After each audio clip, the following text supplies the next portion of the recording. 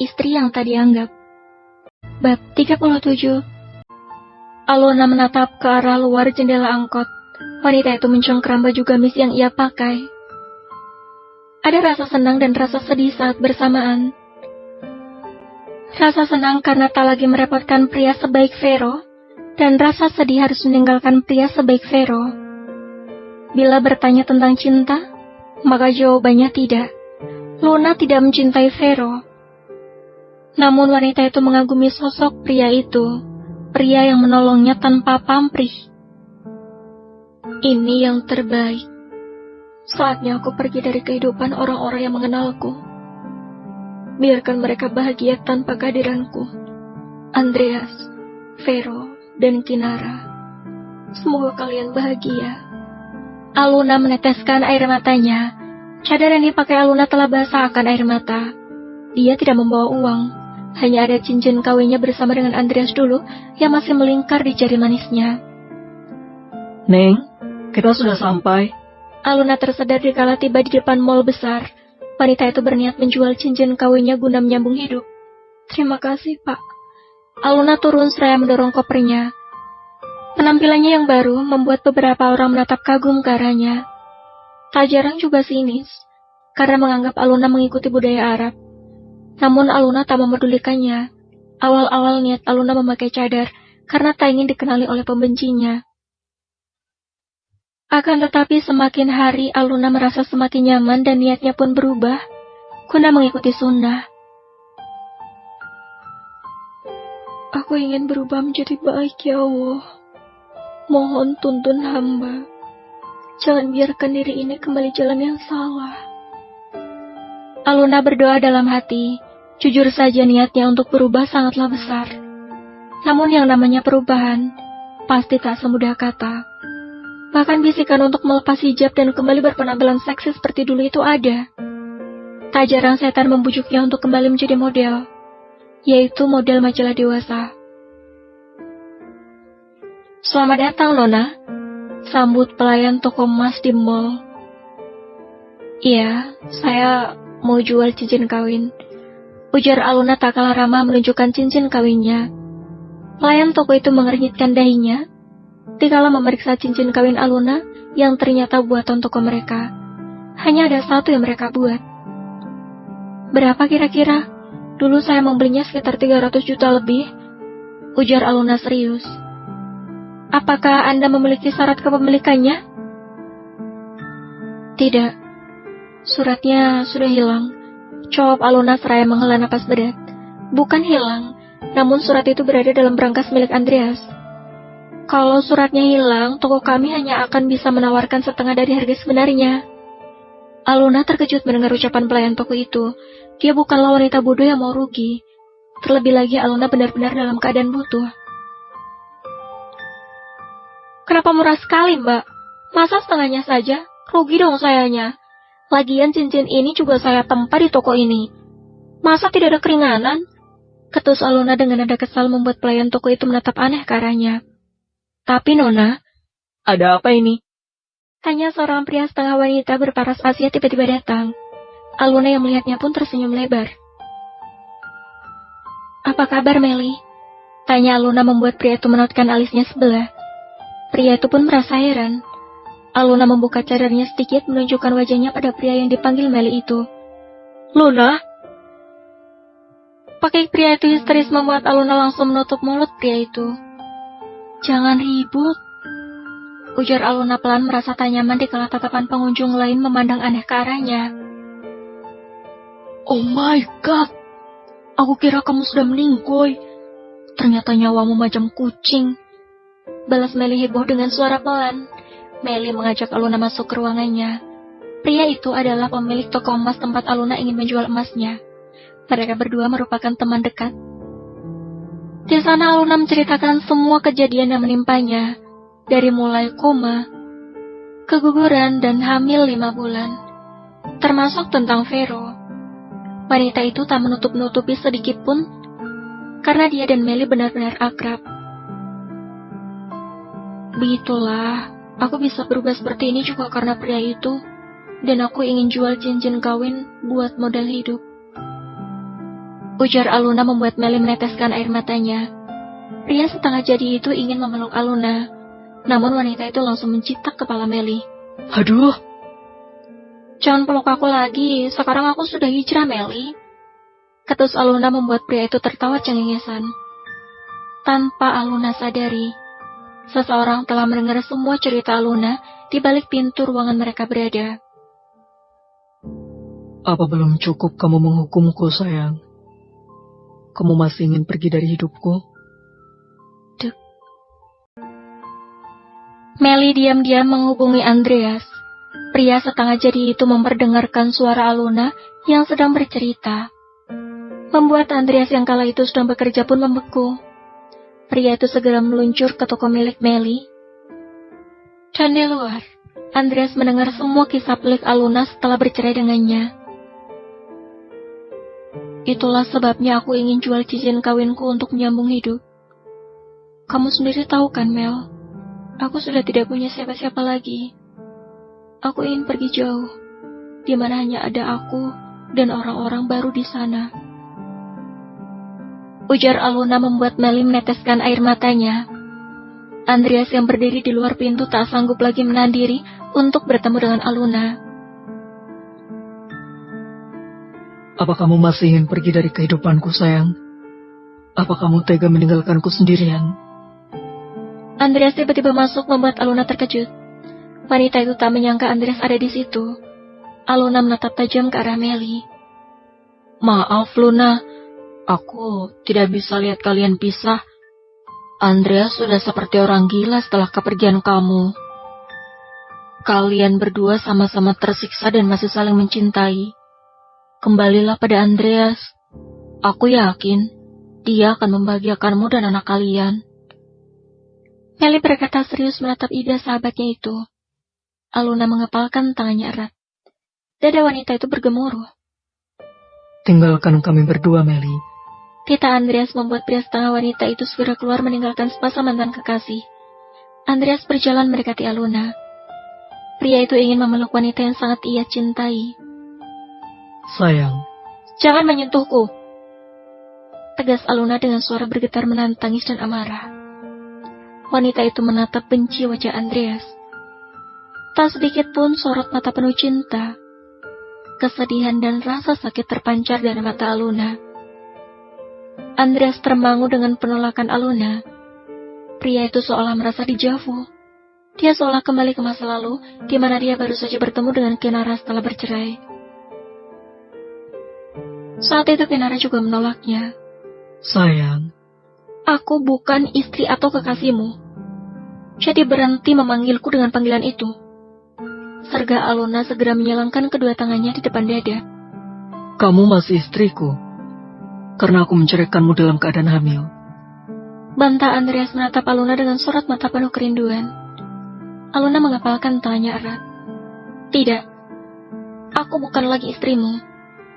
Talak dibagi dua. Ada talak halal dan ada talak haram. Talak sun'i atau halal adalah talak yang diizinkan oleh Allah, yaitu seorang suami menceraikan seorang istri karena istri itu layak diceraikan. Sedangkan talak bid'i atau haram adalah talak yang dibenci Allah. Bila seorang suami menjatuhkan talak pada istri ketika istri itu dalam keadaan haid dan masa subur setelah digauli. Talak yang diucapkan sah, namun dibenci oleh Allah. Jadi dalam kasus kita berdua itu tidak termasuk dalam talak sun'i maupun bid'i. Kita berdua telah sah berpisah. Namun tugasmu sebagai seorang ayah tetaplah wajib. Jelas Aluna panjang lebar. Wanita itu sedikit banyak telah paham tentang agama. Dia telah bertanya pada ustazah yang mengajarkannya mengaji saat berada di kampung. Itulah sebabnya Aluna berpikir dia sudah sah menjadi istri Vero. Namun hukum Allah itu sangatlah indah. Islam melarang menikahi wanita yang sedang hamil. Andreas termangu. Dia tidak menyangka Aluna yang dihadapannya sangat berbeda dengan Aluna yang ia kenal dulu.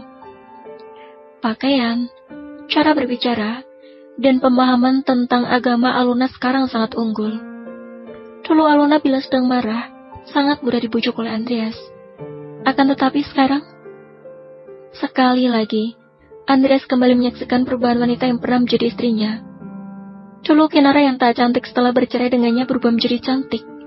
Sekarang Aluna yang tak tahu menahu tentang agama, kini sangat paham akan ilmu agama. Maaf, beri aku kesempatan sekali lagi saja. Aku menyesal.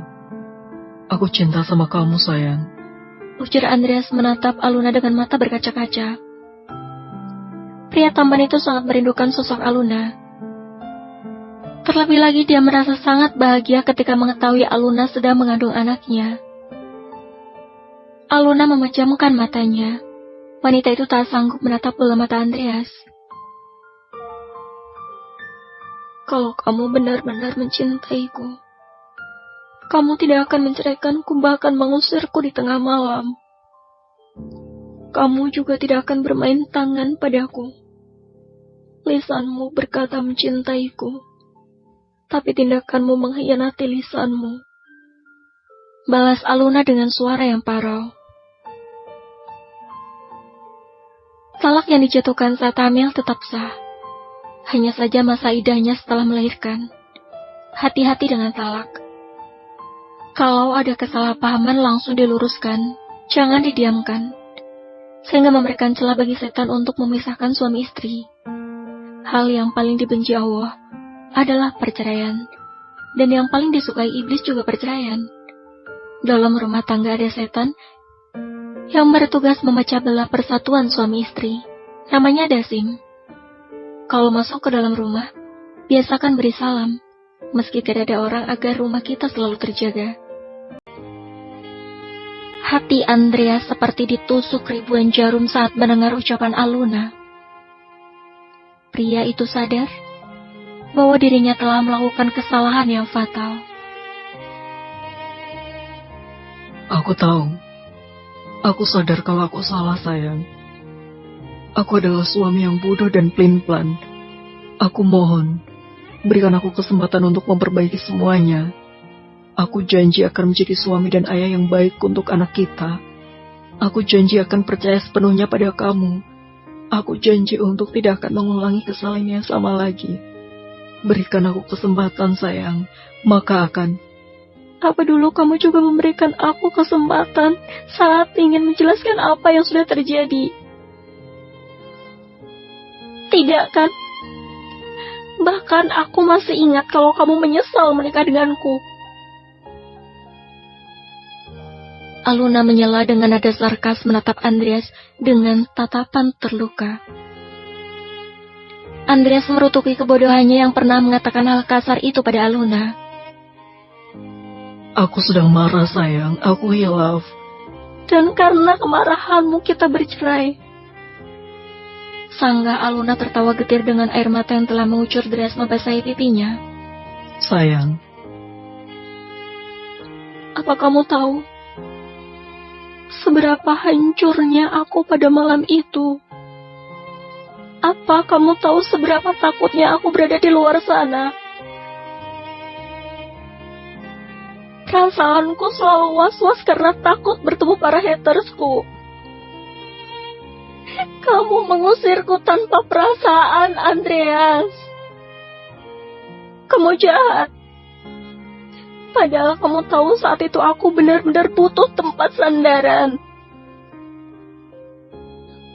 Kamu tahu, saat itu aku tidak memiliki apapun selain kamu. Bahkan rumah pun aku tidak punya. Tapi dengan teganya kamu mengusirku tanpa belas kasih. Jerit Aluna meluapkan segala rasa sesak di dadanya. Dia sangat ketakutan kala itu. Dilecehkan di depan umum, tanpa ada siapapun yang membelanya. Diusir dari setiap kontrakan yang ingin ia sewa. Aluna benar-benar merasa terhina saat itu. Andreas tak sanggup menahan diri untuk memeluk wanita yang sedang rapuh. Andreas memeluk erat tubuh Aluna, namun wanita itu memberontak. Maafkan aku, sayang. Aku salah, aku pengecut. Andreas ikut menangis karena merasa amat bersalah pada Aluna. Jangan sentuh aku. Kamu jahat. Kamu laki-laki jahat. Aluna menjerit seraya memukul dada bidang Andreas bertubi-tubi. Pukul aku sepuasmu sayang. Tapi aku mohon, jangan tinggalkan aku. Tidak apa-apa kamu berada di sampingku meski dalam keadaan membenciku. Itu lebih baik daripada kamu pergi dari hidupku. Andreas menerima semua pukulan Aluna. Kamu jahat. Aku cinta sama kamu. Aku sayang sama kamu. Aku tulus sama kamu. Aku berikan seluruh hatiku untuk kamu.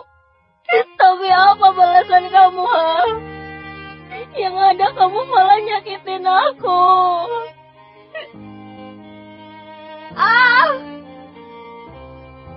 Aluna meringis kesakitan. Dikala perutnya terasa kram, seperti dililit oleh sesuatu. Rasa sakit itu kian membuat wanita itu tumbang. Andreas langsung menahan tubuh Aluna. Pria tampan itu merasa sangat khawatir dikala melihat wajah Aluna berubah pucat pasi. Sayang, kamu kenapa?